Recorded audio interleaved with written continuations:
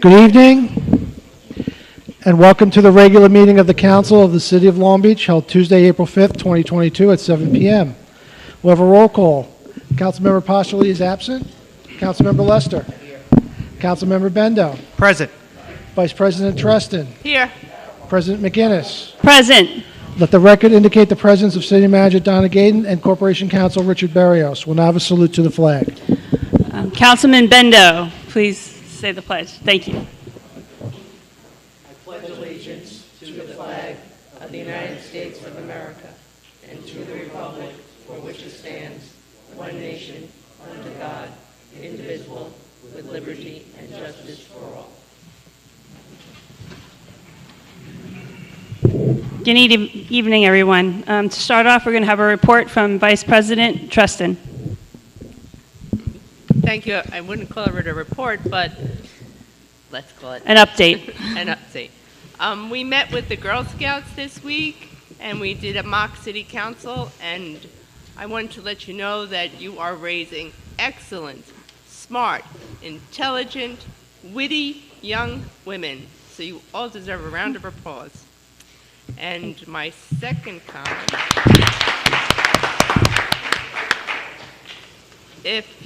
April 1st, the National Flood Insurance Policy went into effect.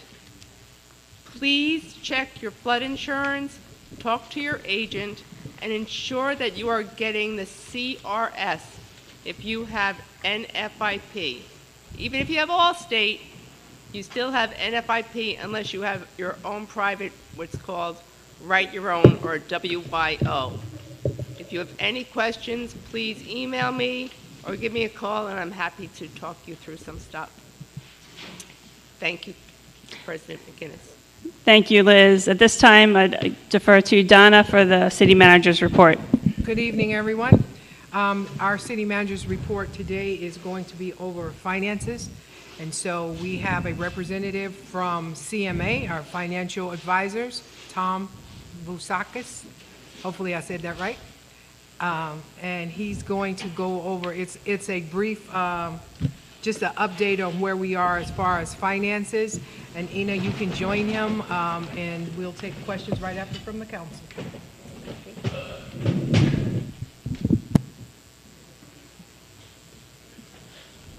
you reach that for me? Nope. That's right.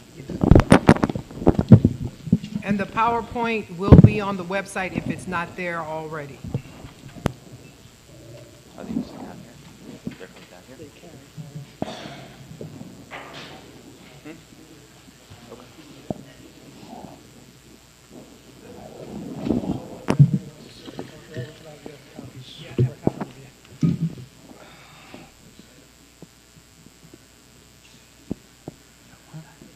Nobody wants that.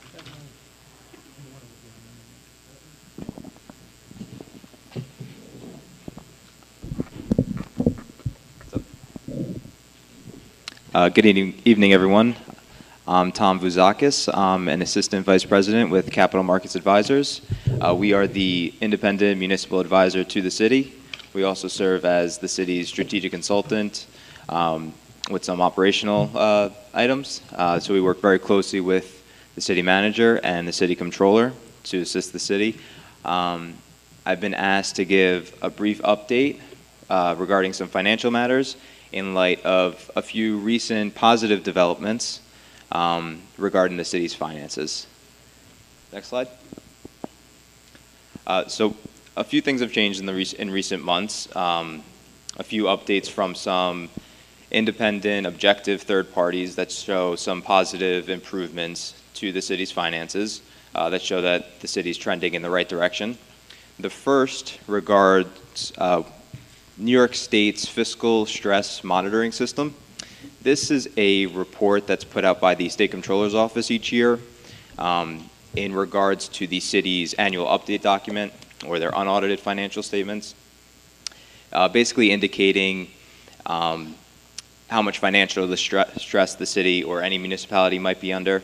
And really it's a score to determine how likely a municipality is to be able to meet their budgetary needs, to have enough revenue to meet its expenditures in a given fiscal year.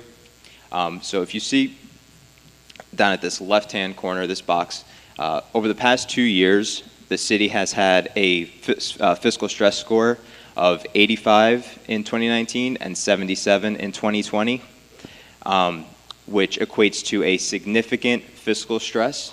So in this case, bless a you. higher number is a more stressed local government. Based on the city's 2021 AUD, which was sent to the state a few months ago, they gave the city a score of 45, a significant improvement, and which put them in the susceptible fiscal stress score. So the city was able to move up 2 categories, essentially, in this past fiscal year, which is a sizable improvement. And a big reason for that is the improvement in the city's fund balance for 2021, better budgeting practices, things of that nature that have led the state comptroller's office to improve what they deem as the stress on the city's finances. Next slide. I'm sorry, Tom, could you just Sure. repeat that again, that we're doing well? I just want to hear that one more time. The city is definitely trending in the right direction. Thank you, sir. And Tom, is that as of fiscal year June 30th, 2021, That's correct. over 9 months ago? Correct. So that the most recent financial, not audited financial statement, but the most recent report that was put together by the city. Thank you. So the second indicator that has shown some improvement in recent months goes back to the bond rating of the city. So this is done in conjunction with any bond or note issuance for capital projects that the city does. Moody's Investor Service, one of the 3 main credit rating agencies, puts out a report for the city in conjunction with these bond offerings that ascertain the willingness and ability of the city to meet its debt obligations. So back in August of 2020, the city was given a rating of Baa2 by Moody's with a negative outlook.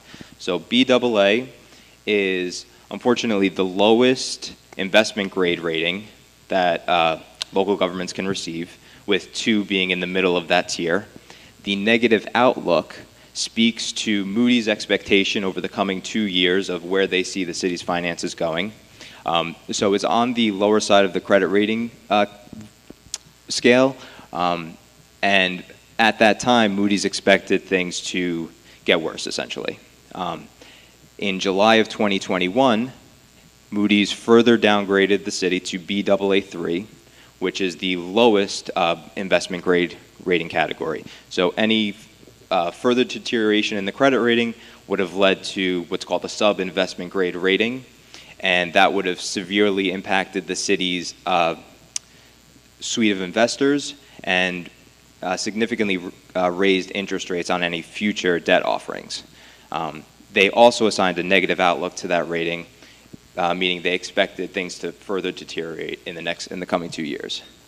However, in this past February, Moody's revised that outlook from negative to positive. So they didn't change the actual rating on the bonds, but they did revise their outlook, meaning that instead of them viewing the next 2 years as more negative, more bad news to come, they viewed it as the city had turned a bit of a corner and was trending in a more positive direction. So that positive outlook means they would expect the rating to rise in the coming 2 years instead of fall, which is quite a big deal, especially to go from negative to positive instead of from negative to stable was a pretty significant jump. And a lot of that they specifically cited the city's conservative budgeting in that report, which is always nice to see. Next slide. So a big factor that's led to these recent changes and improvements is the city's fund balance levels over the past few years. You'll see back in 2015, the city had a good-sized fund balance of about $20.4 million, and this is across all funds, the general, water, sewer, all major funds in the city. However, by 2019, that had deteriorated to a negative level, which certainly contributed to the high fiscal stress scores to the poor credit ratings. However, over the past 2 fiscal years, 2020 and 2021, that has rebounded significantly and is now over 36 million. Next slide. Here we have a breakdown of the various funds for the most recent 2021 data. This is preliminary, and it's subject to change, but you can see, especially in the general fund, especially coming from a negative position just 2 years ago, being able to have a fund balance of $6.5 million for the general fund, and specifically $3.5 million of unassigned fund balance is a significant improvement. Next slide. And here you can see a trend of that, specifically that general fund fund balance level, which in 2019 almost reached zero. Was just 285,000 and has since rebounded to $6.5 million for the past fiscal year. Can you do me a favor? Go back to the 2021 composition of various funds. Should you go back there, Dave?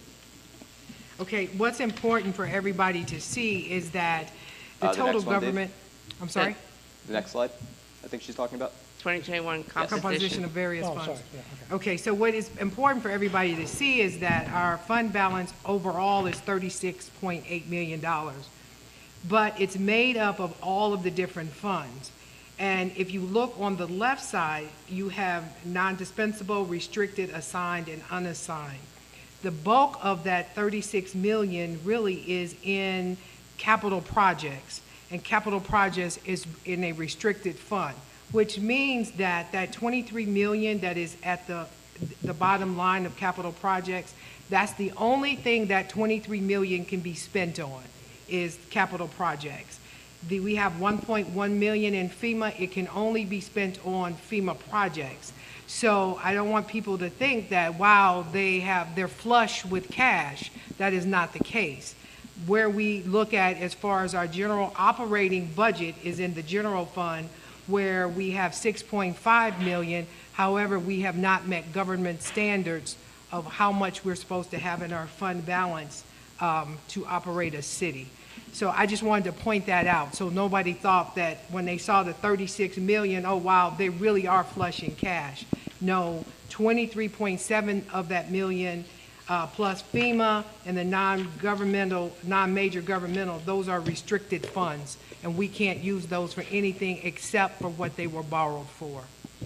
That's right. And in the general fund, unassigned fund balance, as you mentioned, is still less than the city's adopted fund balance policy, which states there should be at least 5% of the previous year's expenditures in unassigned fund balance. Currently, at this $3.5 million level, I believe it's just shy of 4%, and would need an additional 1.3 million or so to reach that 5% level.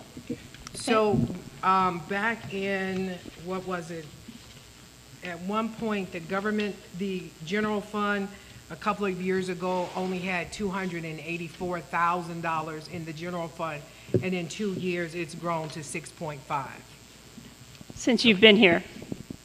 I wasn't gonna tell that, but Right. I'm gonna say since we've been here. So, Tom, Just saying. so Tom, what is the significance of a fund balance? And does every municipality have to have a fund balance, and that's in the positive? It's in the positive.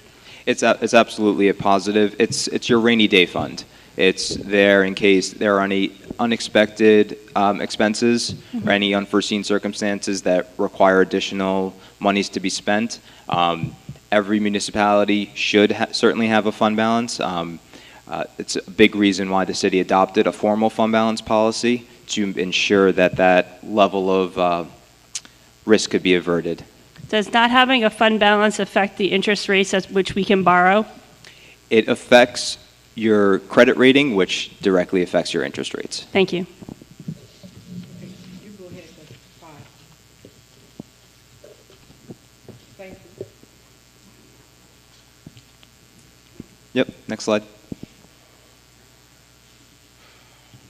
So that wraps it up for me. Just a few notes to leave you with. Obviously, as we showed, there are a few positive indicators that are turning in the city's favor. Things are trending in the right direction regarding management, budget, and the finances in general, but there's certainly still more work to be done. But the team that you have is doing an excellent job. Thank you, Tom. Any questions from the council? Yeah. Mr. Bendo? Can I just say something? You know, as the person who's been sitting up here the longest, just over 4 years now, when I got on the city council, and I guess I'll keep this G-rated since we're a family show, our city's finances were a crap show. They were, budgeting was a make numbers up process. And we were the most financially distressed municipality in the entire state of New York. Number one. The one list you didn't want to be number one on. And in 2 years, we are, if this holds up, 1/10 of a point of way from coming off the list entirely. That doesn't happen some magic powder or wave your hand and it just happens. That happens because the people sitting up here, the people who work in this building, the people who work in other buildings and out in the field across the city have worked their tails off for the last 2 years to turn this city around. This has not been an easy process, but this is what happens when you have ethical people working that will tackle the difficult problems and make the difficult decisions to fix those difficult problems. There's people out there right now that would love to go back to the way the city used to be run. There's people who's probably work in this building that would like to go back to the way it used to be run, when we had patronage galore and illegal payouts and things like that. And right now there's probably people sitting at home or watching online who are trying to figure out how they're going to spin this to do their perpetual complaining online about the city. And, you know, to be honest, I got 2 words for those people, and they ain't happy birthday. You know, but the simple fact is, this is what happens when people put in the work to tackle the difficult problems. Are we done? Heck no. Well, we are clearly moving in the right direction. And as much as people may like to complain, the simple fact is, problems are getting dealt with, and we're making this city a better place. And I just think that that needs to be stated because, you know, like I said, just we got a lot of professional complainers in this city. And this is great news, and this took a lot of work to get there, and the people that made this happen deserve the credit. And it's all the people who work for this city and are here trying to do a better job for you, the residents. So I just wanted to say that. Thank you. Amen. And President McGinnis, I see former Councilman Mike DeLaurie in the audience as well, and he is part of this great improvement that we saw. And I'm also happy to report that I met with, or that I saw New York State Comptroller DiNapoli in person this Sunday, and he is, again, extremely pleased with our performance and supportive of us, and knows that we have still a long road to go, but he is behind us. So I want to make sure that the public knows that we have support in Albany from the department that matters. So again, thank you everyone for that presentation. It was very informative. It really helps to put things in perspective, because every day when you're dealing with these challenges, you get a little down, but it was good to really put it in perspective. With that, we'll go move on the agenda. Nope. Oh, yep. More report? I have one other person that's coming up. Sorry. John McNally is going to give a brief update. Good evening, everybody. City managers just asked that I give brief updates on a couple of items. Number one, thanks to County Executive Blakeman and Legislator Ford, about a month ago, the city was in receipt of a large supply of COVID-19 test kits. Those test kits are now available for anyone in the city to pick up downstairs in City Hall, at the Rec Center, or at Magnolia Senior Center. They do not expire for a couple of months, but we want to make sure that we get them all in the hands of everybody that needs them before they do expire. So if there's any nonprofits, houses of worship, companies out there that would like to pick up more than just a couple of them so that they can give them to their congregation or their constituents, call the city manager's office, 705-7202, and we'd be happy to arrange a delivery or a pickup for you. Number two, the annual, and I'm not even sure what annual it is, it's like 47th or 98th or 152nd annual Easter egg hunt is this Sunday, 60th. 60th. It takes place on the rec fields. Advanced registration is required. You can do that at the rec center, at the front desk of the rec center. It starts at 9 a.m. It goes till 1 p.m. It goes off in different phases depending on the age of the kids, but the key message here is you need to register in advance. You cannot just show up the day of. So if you've got kids interested, go sign up at the rec. Number three, out of total number four, is we are looking at next Wednesday at 7 p.m. at having a working session on parking meters, which will probably be the last working session before we go to a formal council meeting for a vote on authorization for the vendor. So I won't get into details of that now, but I wanted to flag it for everybody. It's still penciled in. It's not set in stone, but that's the date that we're looking at. And last but not least, the Director of Planning and Economic Development, Patty Bourne, and myself, along with our Planning Advisory Board, have been working with a consultant to get real movement and progress on updating the city's comprehensive plan. We are collectively pleased to announce that later on this week, there will be a public survey that will start to push out. That'll be the first initial sort of public input component of that. There will also be input sessions and other working meetings throughout the course of the process, but the first visible and tangible public engagement portion is going to be an online website and an online survey that we will ask all of you to fill out and all of you to share with your friends so that we can make sure we get a holistic and robust input from our residents in terms of what the future of our city should look like. With that is my update. Thank you, City Manager Gaydon. Okay. Now, on to the regular calendar. Item 1 is approval of minutes for prior meeting of March 15th, 2022. Do I have a motion to approve? I just got two minor typo corrections. On page 3, the second line, all the way to the right, where it says in February, there's a stray I, letter I there. And on page 4, at the bottom, next to the last paragraph, it says MC period McNally. It's probably supposed to be Mr. MR. Okay. And that's it. So you make the motion? Oh, I'll make a motion to approve with those Okay. two changes. Those noted. Second? I will. Voting, Councilmember Lester. Yes. Councilmember Bendo. Yes. Vice President Treston. Yes. President McInnes. Yes. Item 2 is a resolution authorizing the city manager to enter into a contract for on-call sewer maintenance services with the sole responsible bidder.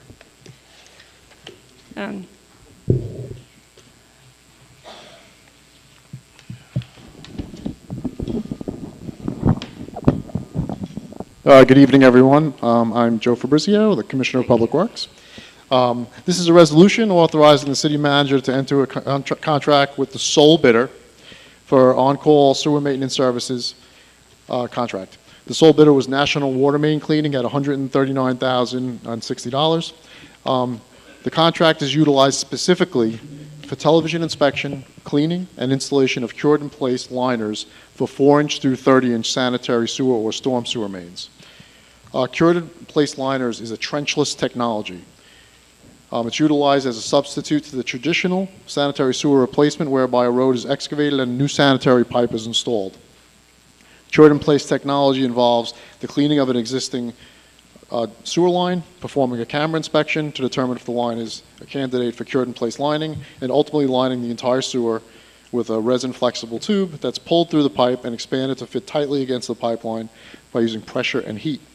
It's typically a lot cheaper than direct excavation, and this cannot be performed in-house by our talented sanitary sewer staff. Funding is available in the capital budget for this exercise, and this contractor that we're using is the previous contractor that had this contract. Do you have any questions? Any questions from the council? Mr. Lester? Sure. Sorry. How much would a camera like that, if we got something like that, what would it cost us? I don't know offhand, quite honestly. But the camera inspection is just one part of the process. You have to do the camera inspection, the cleaning of the line. I just the fact that we can't inspect our own pipes. I'm just wondering, if that's a worthwhile investment. It would be a great investment. Absolutely. Yeah. Okay. To be able to have the technology to... Could we find out what it would cost? Absolutely. All right. And again, one bidder, that always bothers me. I know. That's why when I said sole bidder, I said that loudly. I know. It's just, I wish there were another way we could. In this case, this bidders. is a unique technology. There's not a lot of companies that actually do it, and that's probably why we only got one bidder. And hopefully, once the county takes over, we won't need this ever again. We right? absolutely will not need this. Hopefully, as of Ms. Ford. September 2025, we will not need this. Any other Great. questions? Thank you. Any other questions? Mr. Bendo? Yeah, I guess, well, two things. I guess one a comment and a question. I want people to understand what this is, because this is a potential game changer in terms of our old pipe infrastructure. What this is essentially doing, right now when we have to replace a pipe, we have to dig up the street, we have to pull out the pipe, we have to replace the pipe, fill them back in, repatch the street, which we all know leads to potholes and things like that.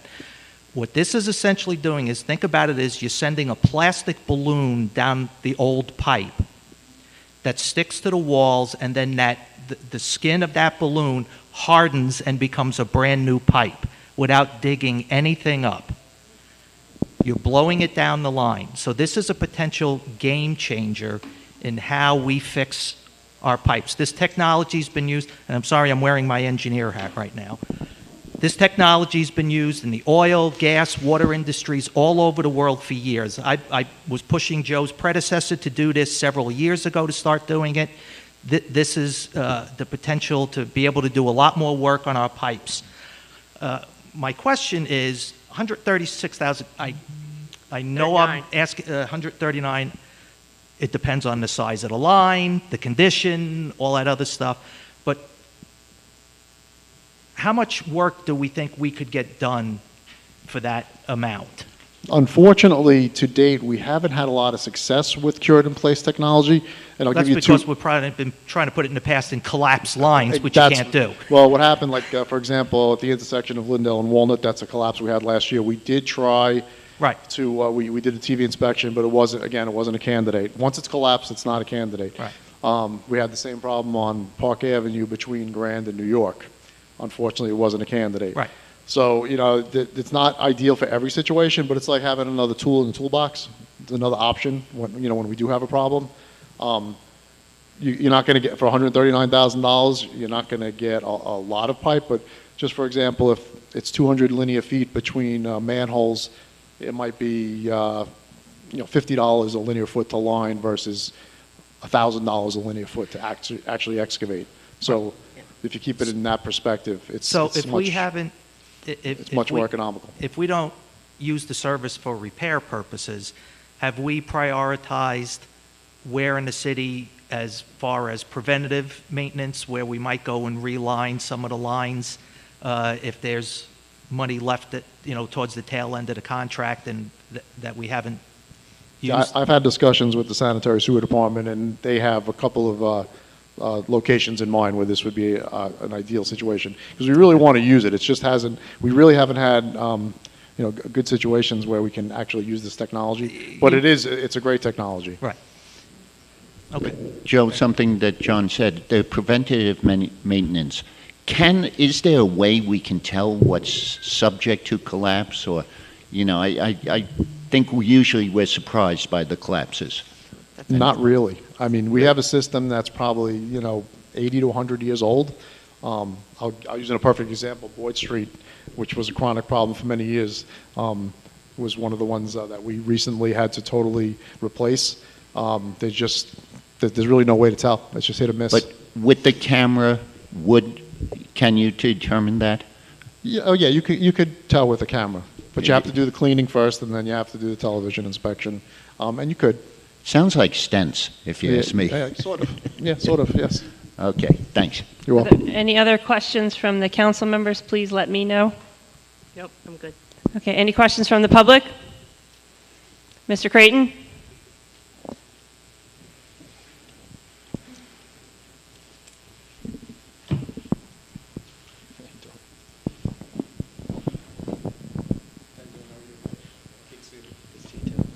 So I just wanted to jump onto what John said. Mr. Creighton, just for the record, just Oh, say sorry, your name and Dan city. Creighton, Long Beach. John had asked, this is a continuation of an existing contract, I believe, correct? Like, or- Well, it's the same contract. Same contract. Contract expired. Okay. Put it out for bid. So my question is just really to jump onto what John said. It's a similar question to what he asked, but how many linear feet was completed under the last contract, and for what amount was spent on the last contract? We spent very minimal money under the last contract. We really did no successful projects under the last contract, unfortunately. So minimal was 10,000? The only money we spent was the TV inspection, and we tried to do cleaning. The cases that we utilized it did not work. Dan, when they went to try to reline the first pipe, they stuck the scope in, got 10 feet, and they found the line had collapsed. So they went in the other direction, figured maybe they could go that way, and they went 10 feet and found the line had collapsed. So as you well know, you can't, in a collapsed line, you can't run it down. So, Yeah, exactly why I was asking the question, because it's a great technology, but we live in a community that's built on sand, and the likelihood typically when a sewer line is broken, it's usually a collapsed pipe that Correct. this technology pretty much won't work on. So the reason I was asking the question was if we spent, $130,000 last time and got 0 pipes done, maybe it's not the best solution this time around. yeah, I either. think the point was we didn't really get to use it because we didn't have, everything we tried to do it in was a collapsed pipe. Exactly. That's why I was asking what was spent on it. Right. Just to make sure. If it's only $5,000 to try it, that's Correct. not an issue. But if it's $100,000, The only charge was basically to put the scope in to find out the line was collapsed. and you'll find that most of the time with a sewer pipe in Correct. Long Beach. So just, thanks. Thank you. Any other questions from the public? Ms. Ford, Legislator Ford?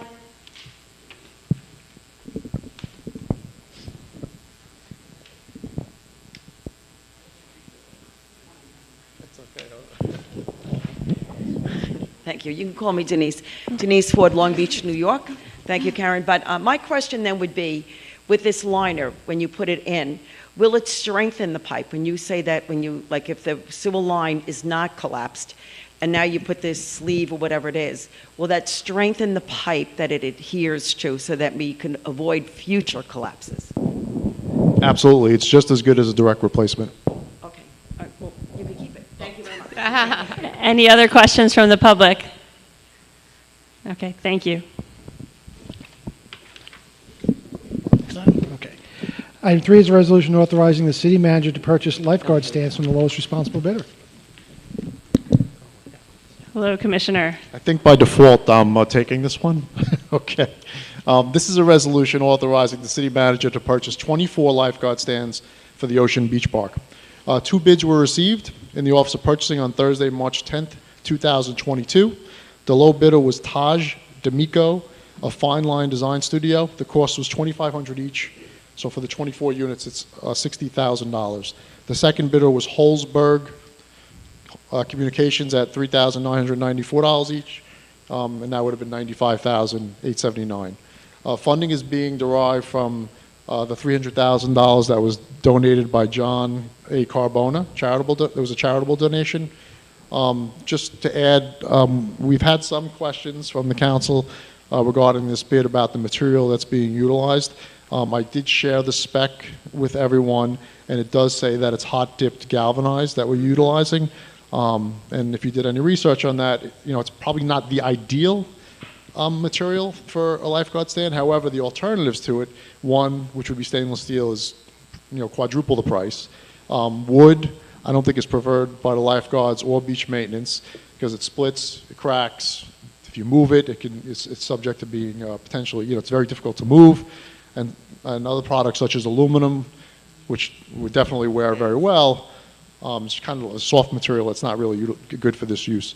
So I sort of I was hoping to nip that in the bud, but if you have any questions, I have our Director of Operations here, Tommy Canner. He could assist in answering them. I have Chief of the Lifeguards, Paul Gillespie's here. And of course, I'll take any questions that you have. Thank you for all those, answering all those questions last week from the council. I know it was a lot. I felt like I was in chemistry. I failed the first time. That's so. what I'm here for. So. Any questions from the council? Mr. Lester, do you have a question? Yes. Joe, what is the warranty on these? That's a great question. I do not have the answer to that. Tommy, Paul, is there a warranty on it? I didn't see that in the specification, quite honestly. I didn't notice that. I can answer. Right now in the rebid, I believe the warranty was 1 year. The last time we bid this, we had contacted the vendor directly when we were planning on awarding this. The vendor was open to a 2-year warranty on that. I can do this. We can do the same thing if it's awarded this time. A 2-year? That's what I can ask for, yes. But these are expected to last 20, right? Yeah, well, and I think, again, Paul and Tommy could probably speak to this better. But from what I understand, the current ones have lasted at least 20 years, and they do... Oh, there you go. And they do maintenance. I think it's a rite of passage for the lifeguards.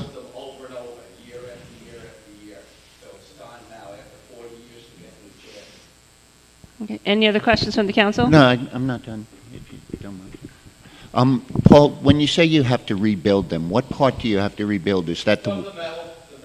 It is the metal. They deteriorate, the salt, between the salt water, the salt air, everything that corrodes them, we have to sometimes put new pieces in. And right now, the metal that they're made with is what? It's not hot dip galvanized? I believe it is, right? I'm sorry, what? The ones we have on the beach now? Yeah. They're just, Tom, you know what they're made of? Yes, the ones that we have right now are hot dip galvanized, and like Chief Gillespie said, they've been there for over 40 years. We have another added step with the maintenance. At the end of the year, the lifeguards do a great job. They take them, they sand them down, and then they repaint them with like a Rust-Oleum. They put two coats of paint on it so it prolongs the life. It's a proven material, like Commissioner Fabrizio said. If you live here, you know how the conditions are on the beach with the salt air and water. It corrodes everything. Even stainless steel will eventually start to rust. It'll probably take twice as long. Aluminum's the only proven thing that doesn't rust, but it's a soft material. We would crush it when we move it. So the chairs that we did now is, as everybody knows, the old chairs were about 16 feet tall. We used to place them and then bury them. So if we had to move them, which we do quite often with the high tides and the storms coming in, we had to dig the whole thing out. So it's 4 machines, 4 operators. It could take up to 5 days to do it. What we're doing now is the new chairs, they're only 8 feet. So what we'll do is we'll build them out first, put the chairs on top, and then bury it. So it's enough that it's safe. It's not going to topple over. You can't vandalize it and pull it out. But if we have to move them, which we will, we'll be able to. We have there's 4 pick points to it, so we'll be able to have. We have a chain with a piece of equipment we can roll up, dig out. You could even do it by hand if you had to. Hook it up, pull it off, put it in the dune. It takes 2 machines, probably 6 hours to do it all. Okay, so the lifeguards can do it if they need to. They would need our assistance, but yes, if they had to dig it out by hand and carry it, they could. But with our assistance, What does one of them weigh? I don't know the exact weight, but I would say probably maybe 300 pounds, 250 pounds. Okay, and they have the wood seat though, right? Yes, correct. But one of the reasons that you were talking about wood, is you said the wood cracks and splinters. Correct. That won't happen to the seat? It does happen to the seat, and the lifeguards have their own maintenance staff. They'll replace it. But more importantly, the frame is when we start to pick it up, the frame will buckle. That's what we're more concerned about with using the wood. Yeah, because almost everyone else uses wood, and, I know. Good. Okay. And last thing, how, we're ordering 25 of them. I assume we're not getting 25 all at once. No, the process is, I mean, if we did it with the first bid, we would have still been working into the summer. If we award this bid tonight, I know Taj, he was a lifeguard. He actually sat on the chairs, so it's a plus. He's got a great shop right here in Long Beach. We're going to work it out with him. He's going to do 4 at a time. So what we're going to do now is we're going to take all the old chairs. We're going to cut them down to 8 feet. We're going to bury them the same way we are the new chairs. He'll build the chairs. He'll send them out to get hot dip galvanized. They'll come back. Lifeguards will paint them. They'll be delivered to the beach. We'll have to do it early in the morning. We'll take 4 out, put 4 in.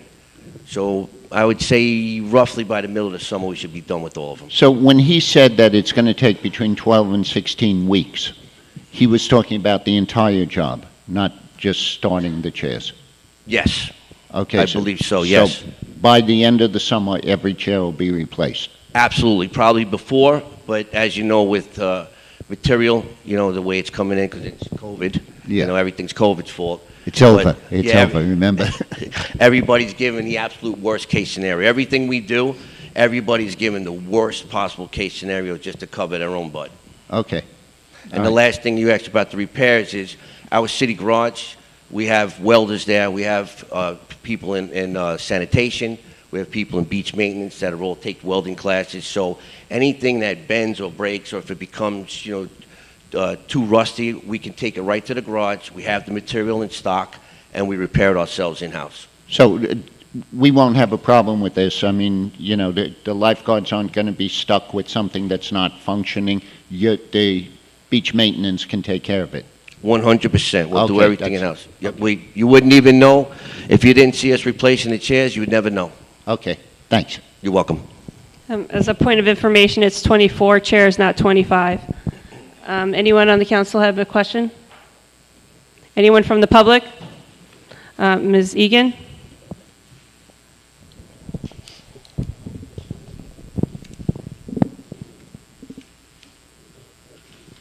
Thanks. Nora Egan, instead of like, are you going to dump the chairs? Like the ones that are there? Is there anything that we could do to repurpose them? It's not really. Can I have one? It doesn't have any value, any trade-in value, because it's old metal, you know, it's rusty. So we'll take them and put them into our recycling yard, and we'll recycle it the way that we do all metals. But could you like maybe open, like just to make something like pretty on the streets, like, or in front of one of the buildings? Is there any way you could open, like put a flower pot or something into it? Yeah. You know, my girlfriend told me I'm not allowed to pick colors in the house. All right, You don't okay. want that to make me go. Well, just instead of just dumping them, like, is there any repurpose that we could? No, but if you wanted to do something like that, I'm sure we can give a chair or two to accommodate, you know? Well, okay. I'm not doing it, though. Mr. Kirkland?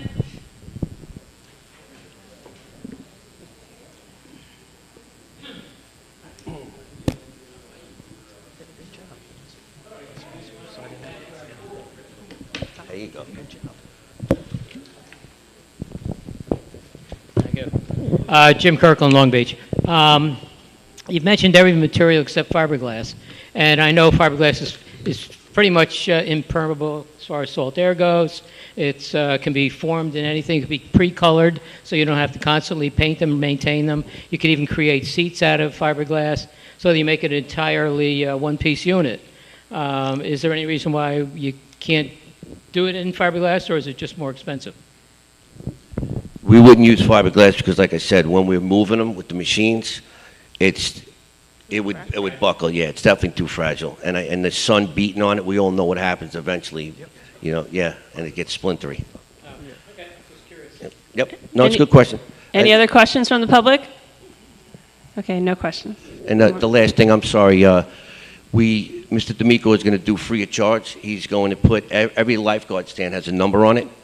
He's going to put the number on it. He's going to weld it in, and he's going to do it like a nice artwork. And he's also going to put the name of the street on the back of the lifeguard chair. I can't wait to see him. Thank you. Thank you. Okay, item 4 is a resolution calling for an increase in AIM funding.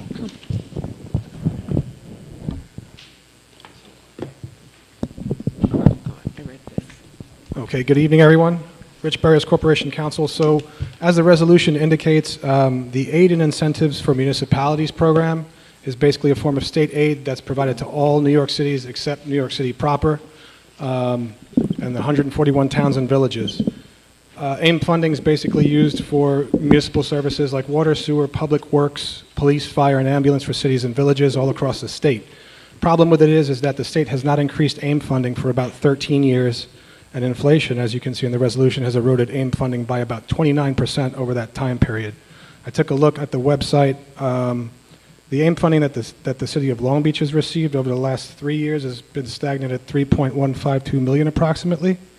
NICOM, which is the New York State Conference of Mayors, and its 400 members of almost every municipality around the state, sent out a letter a little bit earlier last month to the city manager, who signed on urging Governor Hochul to request an inflationary increase in AIM funding.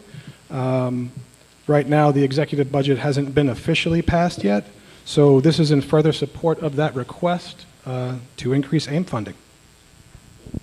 Okay, thank you. Any questions from the council?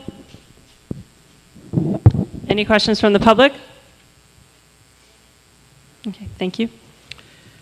Item 5 is a resolution authorizing annual allocation of community development funds for the 46th program year. What this is that it's just to approve the annual allocation or the annual grant for the 46th year. As we were trying to make some amendments to the grant, if you look at it, it's like the $130,000 for MLK Community Center improvements. We realized because of the changing of staff that the original 46-year program year had not been approved. You did approve the grant when it was applied for, but you had not approved for us to do the expense line items. So this is just to complete our paperwork. In the future, CDBG grants are applied for differently. The council has to give us approval to apply for the grant. So in the future, when the resolution will say that you are giving us permission to apply for the grant, and if the grant is received, we can go ahead and do the account number, so we don't have to come back just to get an approval to do account numbers. Okay. My question regarding this item is that we're in several years now of the CDBG program, and some deadlines are coming up, like in August 2022 on certain years for certain paperwork. To make sure that the council adheres to its fiduciary responsibility and doesn't let this get away with us, could we see some like quarterly reporting on CBGB funds Yes. going forward? Yes. Thank you. Any questions from the council? Any questions from the public?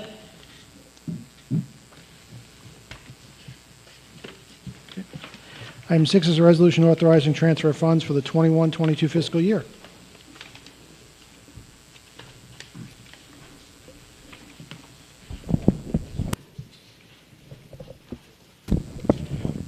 Good evening again.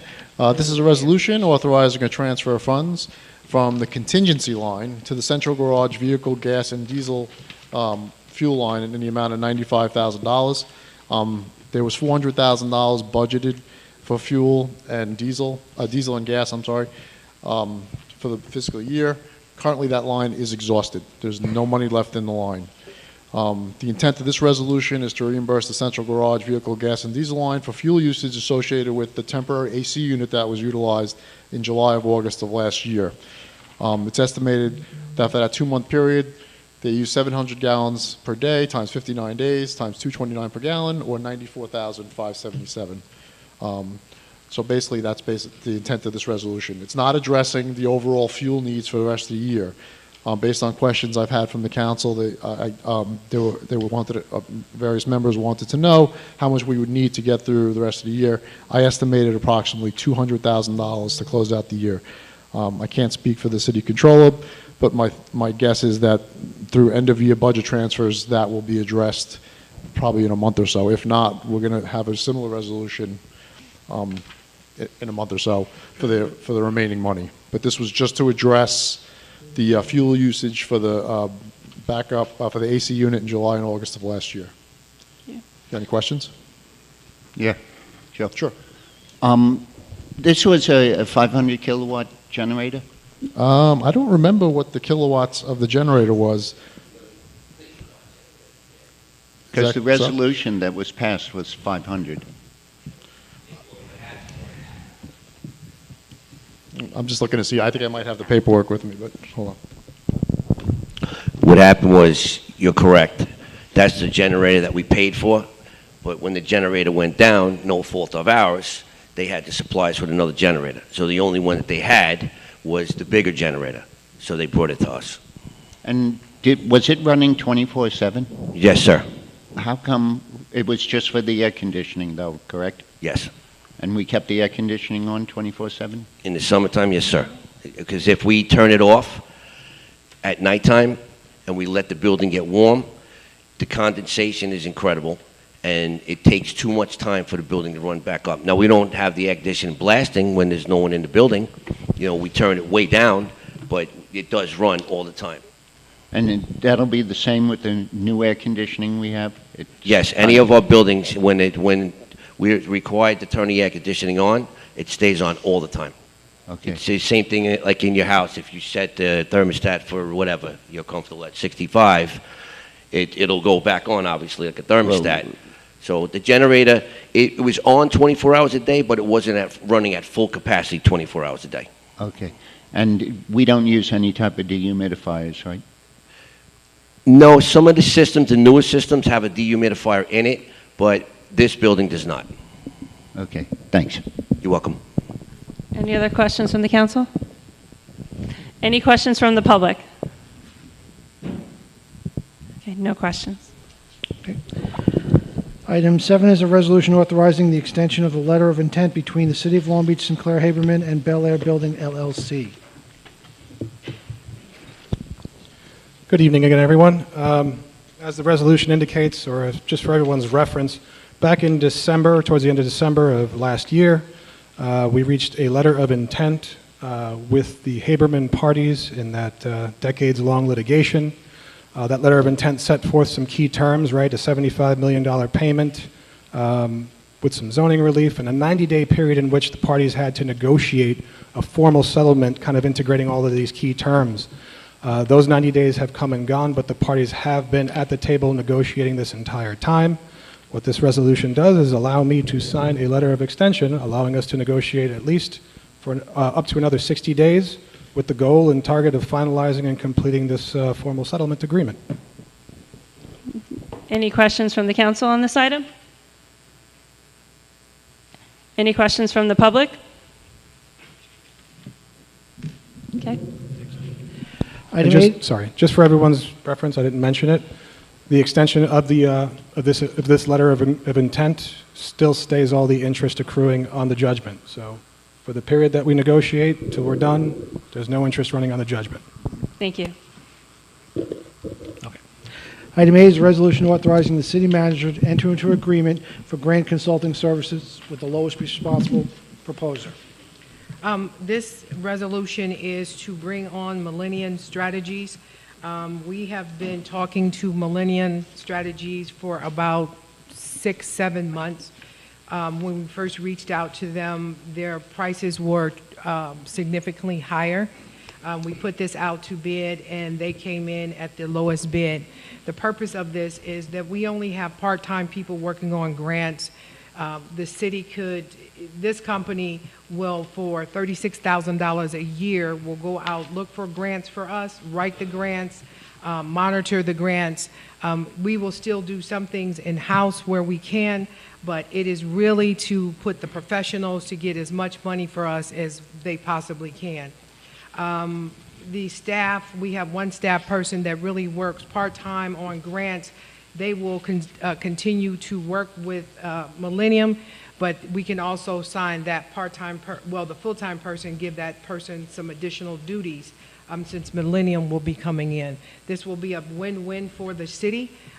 Their references show where they have brought in significant dollars in grants that we possibly in the city over the years didn't know about or we were not able to get. And basically, we believe that Millennial will help us get more grants, bringing in more dollars into the city. Thank you, City Manager Gaydon. I will just point out that unbeknownst to the council, because we stay out of the day-to-day business of the city, Councilman Bendo and I had actually met some of the principals from Millennium Strategies last September when we were up at NICOM with David Frazier working on training. So it was nice to meet them, and it was interesting to see the opportunities that we're not getting right now, and that as the city becomes more sophisticated in terms of how we run the city and the challenge that we face, and to really take on economic development, I'm really excited about this opportunity to have a grant company on retainer. Any questions from the council? Any questions from the public? Okay, on to the voting. Wait, you got a hand.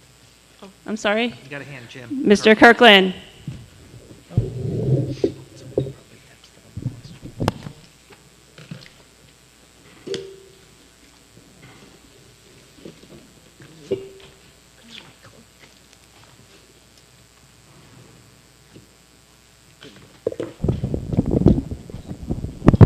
Jim Kirkland, Long Beach, New York. I was just curious as to whether or not this organization only seeks out grants for municipal operations or other types as well.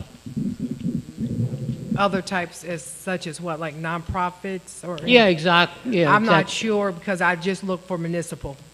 But it's a question I can ask them when I talk to them, and then I could let you know. Okay, that would be great if you Okay. could do that. Super, thank you. We know what you're thinking, Jim. Yeah, I need a few bucks when I go to Cooper's. Okay. All right. Now on to the voting. Starting with item number 2, resolution authorizing the city manager to enter into a contract for on-call sewer maintenance services with the sole responsible bidder. Introduce and move the adoption of this item. I will. Second. I will. Voting, Councilmember Lester. Yes. Councilmember Bendo. Yes. Vice President Treston. Yes. President McGinnis. Yes. Item 3 is a resolution authorizing the city manager to purchase lifeguard stands from the lowest responsible bidder. Introduce and move the adoption of this item. I will. Second. I will. Voting, Councilmember Lester. Yes. Councilmember Bendo. I just want to say thank you, Joe. I know I drove you nuts with all my questions about galvanized steel, and to the council, because I gave them an engineering class on galvanized steel. So, yes. Vice President Treston. I know enough about galvanized steel. Thank you, Mr. Bendo. I vote yes. President McGinnis. Hallelujah, yes. Okay. Item 4 is a resolution calling for an increase in AIM funding. Who will introduce and move the adoption of this item? I will. Second. I will. Voting, Councilmember Lester. Yes. Councilmember Bendo. Yes. Vice President Treston. Yes. President McGinnis. Yes. Item 5 is a resolution authorizing annual allocation of community development funds for the 46th program year. Would you just move the adoption of this item? I will. Second. I will. Voting, Councilmember Lester. Yes. Councilmember Bendo. Yes. Vice President Treston. Yes. President McGinnis. Yes. Item 6 is a resolution authorizing transfer of funds for the, 21-22 fiscal year. Would you just move the adoption of this item? I will. Second. I will. Voting, Councilmember Lester. Yes. Councilmember Bendo. Yes. Vice President Treston. Yes. President McGinnis. Yes. Item 7 is a resolution authorizing the extension of a letter of intent between the City of Long Beach, Sinclair Haberman, and Bel Air Building LLC. Would you just move the adoption of this item? I will. Second. I will. Voting, Councilmember Lester. Abstain. Councilmember Bendo. Yes. Vice President Treston. Yes. President McGinnis. Yes. Item 8 is a resolution authorizing, the city manager to enter into an agreement for grant consulting services with the lowest responsible proposer. Would you just move the adoption of this item? I will. Second. I will. Voting, Councilmember Lester. Yes. Councilmember Bendo. Yes. Vice President Treston. Yes. President McGinnis. Yes. City manager's monthly personnel report has been filed by the city clerk. Who will make a motion to close the meeting? I will. Second. I will. Voting, Councilmember Lester. Yes. Councilmember Bendo. Yes. Vice President Treston. Yes. President McGinnis. Yes.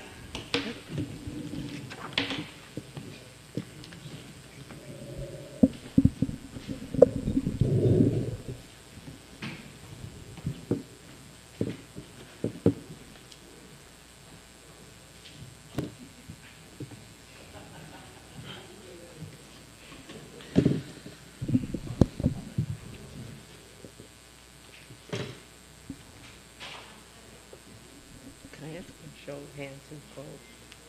Can I ask for a show of hands who's cold in here? Are you cold? My hands are cold, but I'm not cold. Just a show of hands who's chilly.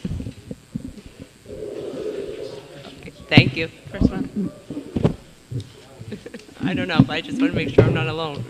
Okay, we're going to start good and welfare. Francis, please. Frank McQuaid.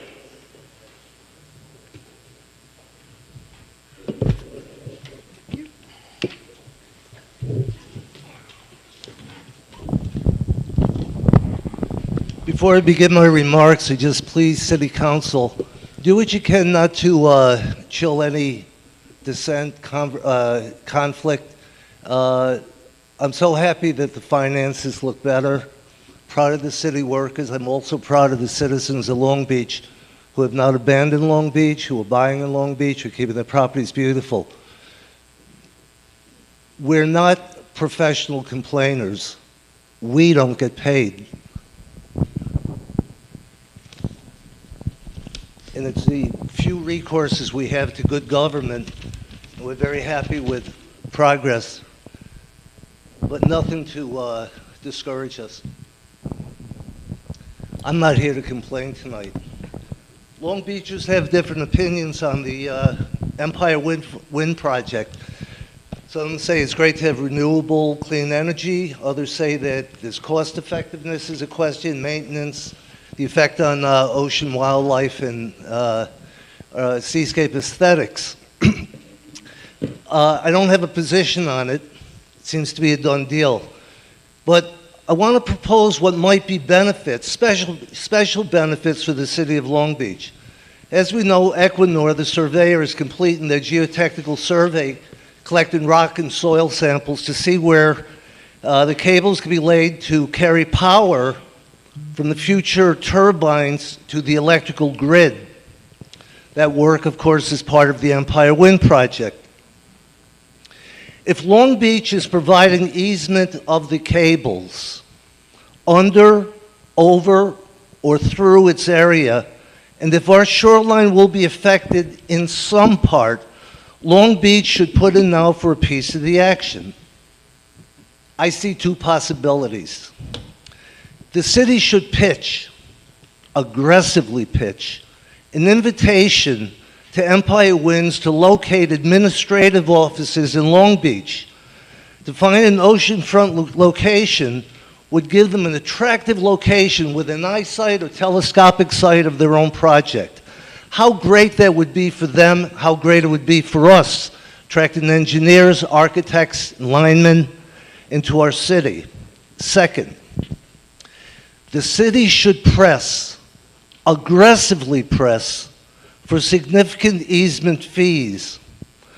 I understand that municipalities don't have underground rights, what do they used to call it, ad solum, ad infernos, from the sky to the bottom. However, even with the permissive easement that we're subject to, I'm not sure what the disruption would be, if any, by laying or drilling the cables under Long Beach. There has to be some effects, inevitable or at least potentially. Look at what East Hampton has done. The town of East Hampton has negotiated $28 million for their part in a similar project out in Suffolk for the use of running on their beach. Thank you, Mr. McQuaid. Thank you. So I'd Do you have ask any the council comments? to please consider either of those proposals. Thank you very much. want to, Karen, Michelle Knox. Karen, do you want to have McNally answer? Okay.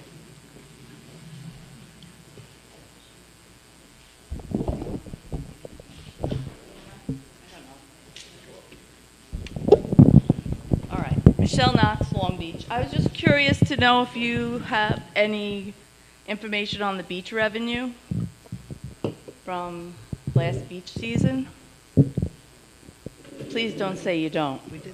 We had a meeting list. we had a beach revenue presentation last Wednesday night where we went over the 2021 beach revenue. That was not a city council meeting, though. It was a work session. But so can you give it the information to the rest of the people who didn't watch the work session? It's on the YouTube channel. Well, I'm asking a question now. Oh, I can give you my slides. Michelle, the presentation's up on the website, so we can point you to the link. But but bottom line is, right now the estimate is coming in $1 million short on the budget. $1.1 million shortfall for the current fiscal year. Got it. Which the council has to figure out. Judy Vining.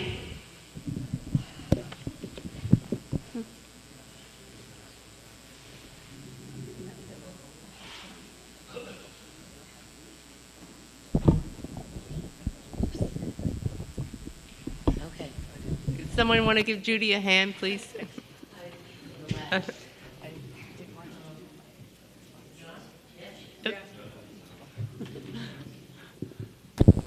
Testing. Thank you, John.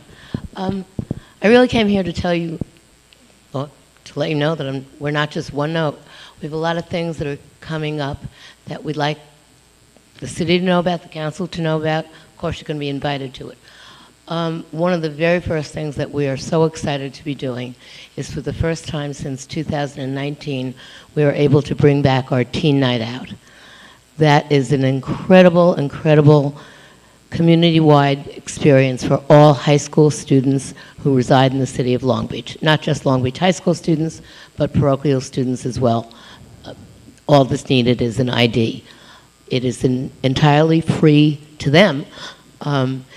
Evening where there's karaoke, there's food that's always donated by an incredible amount of our generous merchants. There's bubble soccer that our administrative union from the school district is paying for. There's swimming, whatever there is, a lot. I'm going to leave you the flyers for it, and it's just good to be able to do this once again. We've always done it since 2005, but to be able to do it once again for the kids finally coming out of COVID. We were certainly afraid to throw together 500 kids last year. In addition to that, one of the things we do for the community and in conjunction with the school district is we hold a series of workshops, really, that are called active parenting. They're evidence-based. They are not thou shalt whatever. It's what it is kids do not come with instruction books. So let's all sit down, talk about it, and figure out how to best do it. And so that's coming up on, well, Teen Night Out is April 29th from 7 to 11. The next day we are working with the police department as well as under the DEA's Take Back Drug Day, and that is from 10 to 2 in front of City Hall. First time we did it was last October. They do it twice a year. I'm sorry, Judy, did you say the 29th or the 24th for Teen Night? Teen Night Out is Friday night, the 29th. 29th. Take Back Day is Saturday, the 30th. Our active parenting starts, it's an evening one, it's virtual. It starts on April 24th, and then we have a morning one that starts on April 26th. It's all for an hour and a half. We provide the materials, lots of stuff. Also, I'm pleased to announce that we were the recipients of a grant from Oasis, and $18,000 of that will go towards police department patrols for underage drinking.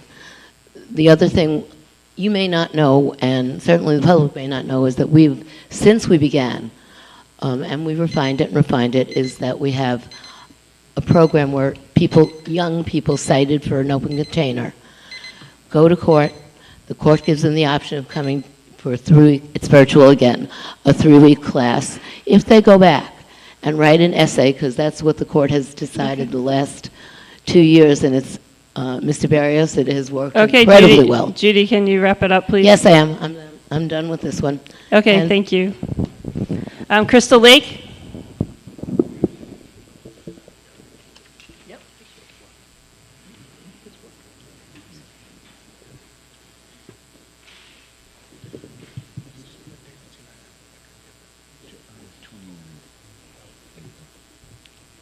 Good evening.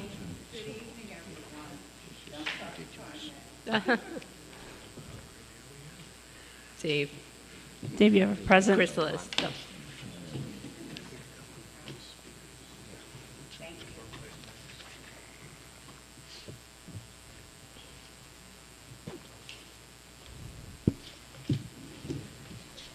Good evening, Crystal Lake, Long Beach, New York.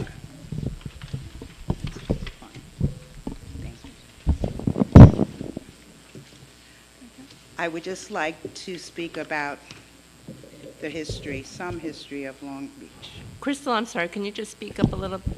Sure. I would like to speak a little bit about the city of Long Beach, past, present, and future, and why I've been so passionate regarding many of my concerns or topics. Going back to North Park, many have seen photos of the homes that no longer exist. But now I would like to put a face to that picture.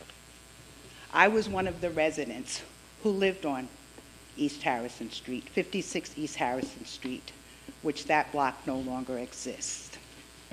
My uncle and great aunts purchased 56 East Harrison Street, 5191 lots 32 and 33. My mother and father, Christina and Nathaniel Sauls, lived there as well as myself, my brother, my cousin Carl Marshall, who attended Long Beach High School, and in the upstairs kitchenette, Mother Britton lived there. So this is why I am extremely passionate. You see a copy of a birth certificate which clearly shows my mother and father, and the physical and mailing address as 56 East Harrison Street.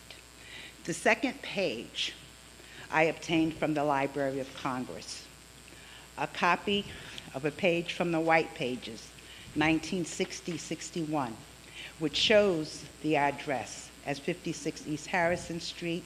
I knew the number as 432-5779. It is clearly listed as GE25779. So I just wanted to give some background because there's been a lot of, I will say, collateral damage, unfortunately, over the years. My uncle was a head chef who specialized in pastry and drove to and from Manhattan 6 or 7 days a week. My father, Nathaniel Sauls, received an honorable discharge from the United States Air Force. He was also known as one of the best transmission specialists around. He owned Nat's Transmissions on Lawson Boulevard in Oceanside. My mother was a nurse in Long Beach Hospital. So when people speak of North Park, yes, I do have my own opinion and they have a right to theirs. However, moving forward, when grants are written, meetings Crystal, are step held, over short the mic. and long-term strategies are implemented, please try to eliminate as much collateral damage as possible. Because I am one of the few still living residents of East Harrison Street. I witnessed the pain, the destruction, the heart and gut-wrenching pain that occurred for many families.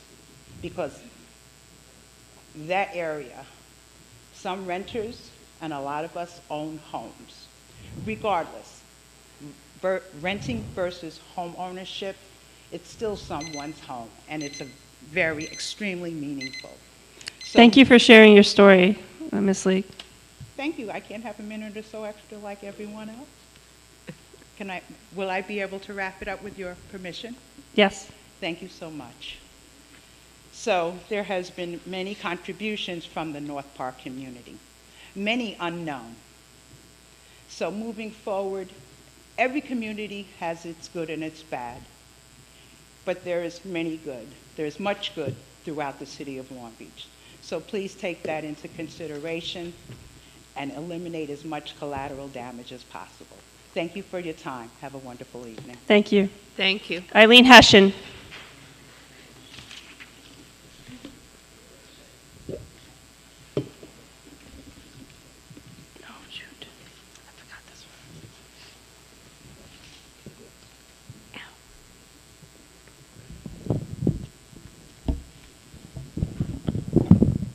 Okay. Good evening, all. Eileen Hession, Long Beach. I wanted to mention something about the work session. I was out of town and didn't attend, but I did listen to it online. And Michelle, if you're interested, it was 2.5 hours long. But the first thing I want to say is that anyone who's sitting in the seats here and has a response to any of the questions, you are not heard at home. You have to use the microphone if you want to be heard. So I hope people will do that.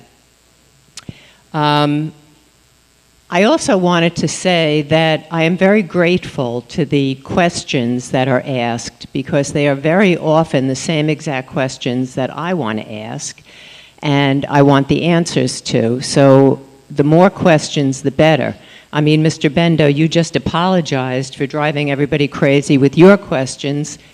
That's the important thing. Ask the questions and get the answers. I also was happy at that session to hear the out-of-the-box thinking, and I hope some of those ideas will be implemented. I have two questions that came out of that meeting. The first one, you mentioned all the dollars about the beach passes, and I'm wondering if the free passes, I know there aren't too many of them, but if those prices are going to be raised or if those passes will be eliminated. And a second question I have is about the next work session, which is about the parking meters, which means that we don't have any input into that. So I'm not sure when the people will be able to talk about the parking meters. Also, 2.5 hours is a long time for sure to be up here, although it's important. But I think people get frustrated and maybe a little bit snippy, maybe a little bit snarky with each other as the time goes on. I like to live under the illusion that the people that are on the dais up here all get along and have respect for each other and are working together. Can't we all just get along, as that man once said? All right, that's it about the work session. And the other thing is, I see from the sign on the door outside that the bathroom has been repaired, and I am delighted about that. I think we have something that we can be proud of, and I know that the city did it, so I don't think it was a huge expense. I know it's going to be redone, but for now, I think it's in good shape, and that's very good. And with that, I'm going to quote Margaret Mead, who said, "Never doubt that a small group of thoughtful, committed citizens can change the world. Indeed, it's the only thing that ever has." And that's how our bathroom got done. Thank you very much.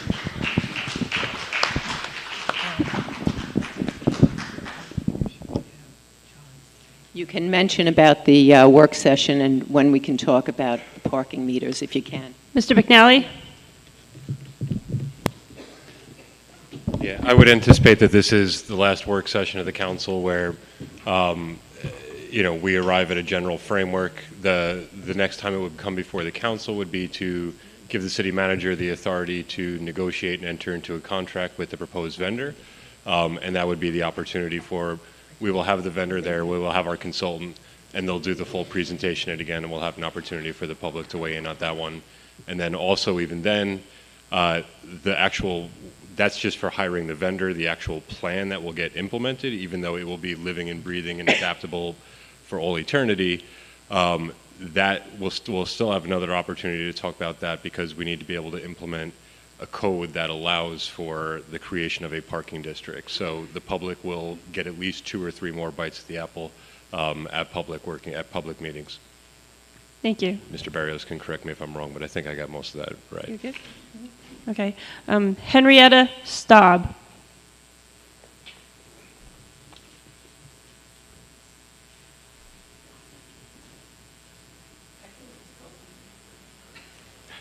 Thank you.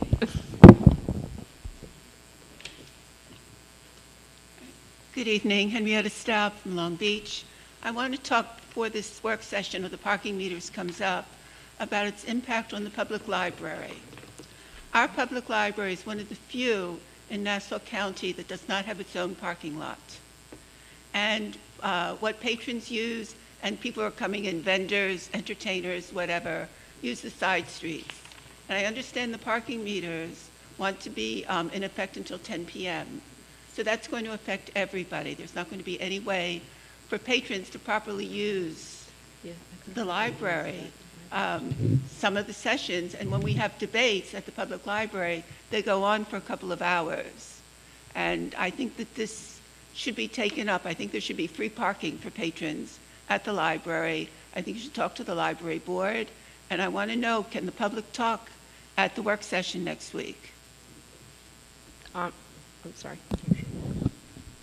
So typically, when a work session, a meeting of a public body is a meeting of a public body, and in certain instances, there is some public interaction. For work sessions in particular, it's more of an opportunity for the public to get a bird's eye view of what the council's thinking when they're asking the questions. Like Mr. McNally said, we're going to have subsequent meetings and public hearings on the ordinances relating to it, the contract itself, where there'll be ample opportunity for public interaction, and you can ask all the questions you need there. Work sessions, unfortunately, are closed for public comment just for the sake of expediency, because as I think Ms. Hession said, it's a 2.5-hour meeting of just council questions, so you compound that with, the other elements of it, it gets a little time consuming. But we will have plenty of public opportunity for questions as we roll this out. Well, what I would suggest to the City Council is that you put this topic into that work session next week, because I think it's really important.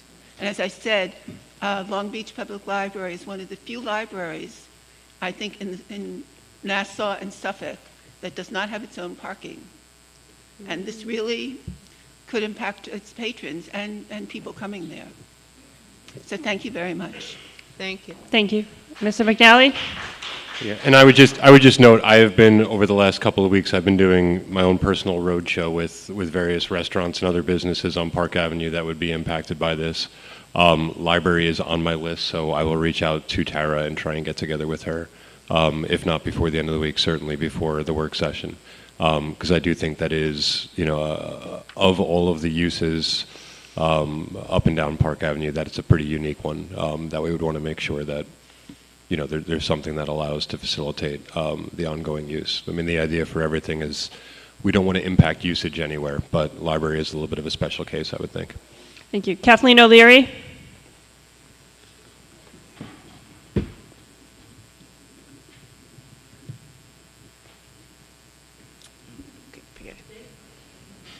Dave. Ooh, very colorful.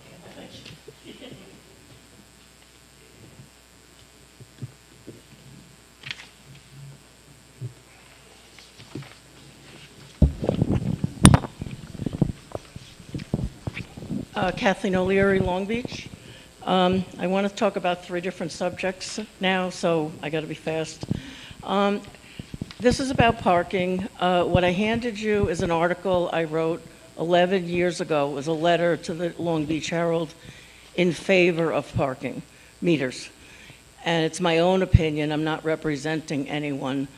But everybody around us has parking meters. My memory goes back 40 years for Rockville Center having parking. Maybe they had them longer than that, but I can, I remember my mother saying, they're on you like the minute you leave the car, they'll give you a ticket. But, we have a perfect right to raise revenue here. And if I heard a rumor that they might bring in $6 million worth of revenue. And I'm thinking 11 years, that would be $66 million that we have missed out on during the 11 years that we've been studying, talking, and arguing about it. So, in my opinion, you can't please everybody, okay? You need to, do it. That's all I can say. You can't please everyone. Everyone's going to have a problem. But once it's done, people will get used to it. That's that subject. The other subject is I'm a poll coordinator in for the elections, and I've been in this lobby several times and recently. And with the planning for the OEM conference room and this room, I think it might be a subject to talk about to see if we could maybe move the voting up here. It's ridiculous to have all of North Park voting in the lobby of a building. I've never been in another voting location where people are voting in a lobby. And the Board of Election has taken the lights out of the, the booths. So when the sun goes down, people can't see. And the quarters are so close that people are complaining that, hey, he looked at who I voted for. So, in this type of climate, I don't think that you want that happening. So it's just a suggestion with the designer, maybe they could, I don't think much has to be done. You could just put the voting machines in two corners. People could line up in the middle. It's not a huge change, okay? And the last thing I wanted to say, with the lifeguard chairs, I know that a generous donor stepped up to pay for them. Robin Donovan had a suggestion that, like the chairs on the boardwalk, that we sell people to put their names on them. And I think that's a good way for the city to make money. It's a good way to advertise businesses.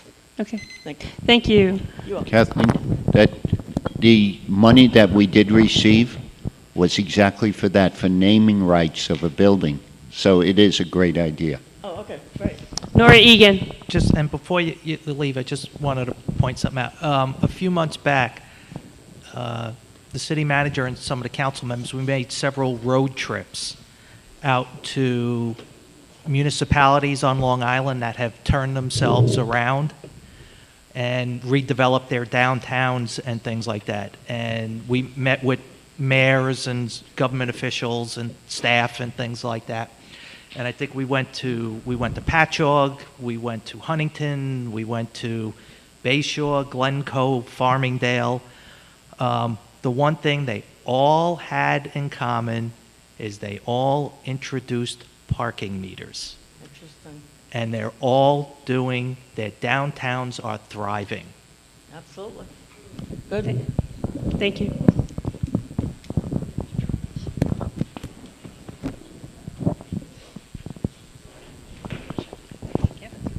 Kathleen, there's some extra. Would you like them back? Maybe to, okay. I shall recycle. Nora Egan, Long Beach. I apologize if some of this has been covered, but I was late because I've been used to the meeting starting late. So every council meeting, every working meeting, I'm inundated with texts and messages requesting that council and everybody in the dais, everybody in the audience use the microphone. So if you guys who is leading the meeting can do that, we could do a mic check. With regards to the working meeting last week, I was watching it. You cannot see, and most of you, all of you, have sat this side. When you have the screen, you can't see it. So if we could have like the presentations, like hard copies, and the presentation is not on the website, because I was checking this morning, but it would be helpful for people watching to follow along. And no offense to anybody, but the people answering the questions, they weren't prepared. And a lot of their answers was, I'll get back to you, I'll give you the answer tomorrow. So sitting watching it, I don't know what answer they gave you, and we're not hearing answers that was given. I was under the impression that the meeting would be discussed tonight. So that's that. I had like a gazillion notes and I'm missing the podium.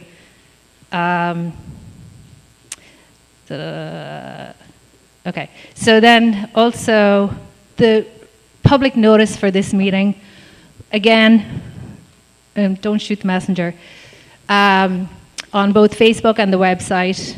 It's reading as if you don't want people to come, like people can watch on the live stream. You're not inviting the people back. You're not saying that it's in public. So if you could just redo that, and yeah, I'll just leave the rest for later. Thank you. Thank you. Last but not least, Nate Epstein.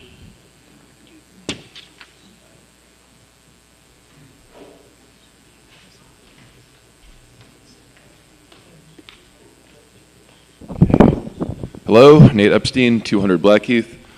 Okay, well, first thing, as in regards to parking meters, I used to work as a bartender in Rockville Center at a restaurant during the day, and I'm sure the city is maybe doing well because of meters, but the $45 that would sometimes cost me could really ruin my entire day, so I think that's a point worth considering.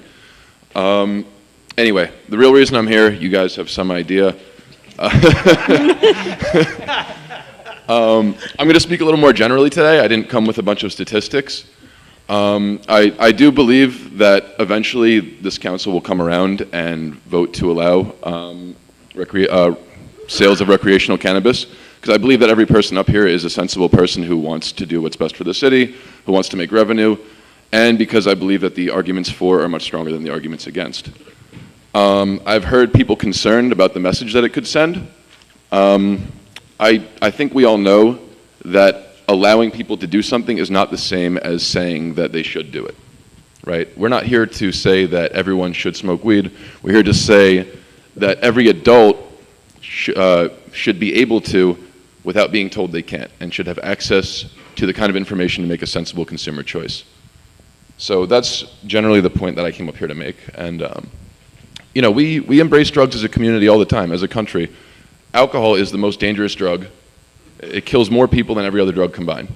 And I can't think of one medical benefit to alcohol, but we legalize it. Why? Because we enjoy it. It's great. And I don't think there's anything wrong with that. I think if somebody wants to make a choice of what to do with their body, they should be able to. And there should be opportunities around them for them to, seek help when they need it. And that's generally all I want to get at. And most importantly, I'm just curious, what's on each of your minds that is delaying the decision? Because whether or not you guys choose to come around, I just don't necessarily understand the delay. I just don't see any reason to be against it personally, but I'm curious what's on your mind. So I don't know if you guys are allowed to have a back and forth in the good and welfare, but hopefully we can discuss that in the future. Okay. Thanks. Thank you, Nate. Thank you. Good night, everyone. That's it. Thank you.